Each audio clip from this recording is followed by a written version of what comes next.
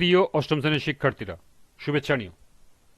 আজকে আমি তোমাদের বাংলাদেশ ও বিশ্ব পরিচয় বিষয়ের নতুন বই থেকে পঞ্চম অধ্যায় বাংলাদেশ রাষ্ট্র ও সরকার ব্যবস্থা এর ৫১ পৃষ্ঠার কাজ সমাধান করে দেব। প্রথমে তোমাদের বলবো, যারা আমার চ্যানেলটি সাবস্ক্রাইব করো নাই তারা আমার চ্যানেলটি সাবস্ক্রাইব করবে এবং আমার সাথে থাকবে। তাহলে চলো আমরা ক্লাস শুরু করি। বাংলাদেশ ও বিশ্ব পরিচয়, পৃষ্ঠা নং ৫১, কাজ। বাংলাদেশ একটি গণতান্ত্রিক রাষ্ট্র, দুটি উদাহরণের সাহায্যে প্রমাণ করো। তাহলে চলো এখন আমরা এর সমাধান দেখে নিই। এর সমাধান হবে, গণতন্ত্র হলো এমন এক ধরনের সরকার ব্যবস্থা যা জনগণকে রাজনৈতিক নিয়ন্ত্রণ প্রয়োগের ক্ষমতা প্রদান করে, রাষ্ট্রপতি ক্ষমতা সীমিত করে, রাষ্ট্রপ্রধানের ক্ষমতা সীমিত করে, সরকারি সত্তার মধ্যে ক্ষমতা পৃথকীকরণের ব্যবস্থা করে এবং প্রাকৃতিক অধিকার ও নাগরিক স্বাধীনতার সুরক্ষা নিশ্চিত করে। বাংলাদেশ একটি গণতান্ত্রিক রাষ্ট্র, দুটি উদাহরণের সাহায্যে নিম্নে উপস্থাপন করা হলো। ১. গণতান্ত্রিক রাষ্ট্রের অন্যতম বৈশিষ্ট্য হল জনগণ সর্বময় ক্ষমতার উৎস।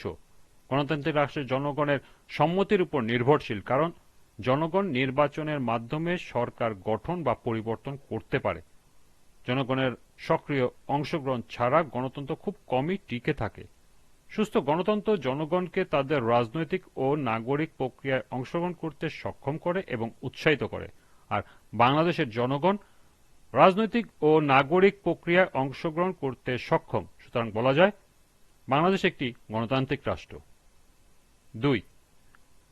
গণতান্ত্রিক রাষ্ট্রের অন্যতম আরেকটি বৈশিষ্ট্য হল সংসদীয় তথা মন্ত্রী পরিষদ শাসিত সরকার ব্যবস্থা। যে সরকার ব্যবস্থায় শাসন বিভাগ ও আইন বিভাগের মধ্যে সম্পর্ক অত্যন্ত ঘনিষ্ঠ এবং শাসন বিভাগের স্থায়িত্ব ও কার্যকারিতা আইন বিভাগের উপর নির্ভরশীল, তাকে মন্ত্রী পরিষদ শাসিত সরকার বা সংসদীয় পদ্ধতির সরকার বলে।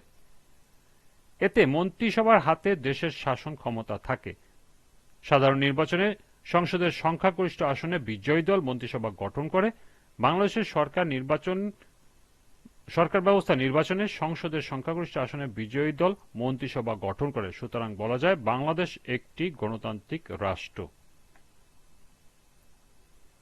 এই ছিল ৫১ পৃষ্ঠা কাজের সমাধান। আজকের ক্লাসটি এ পর্যন্তই।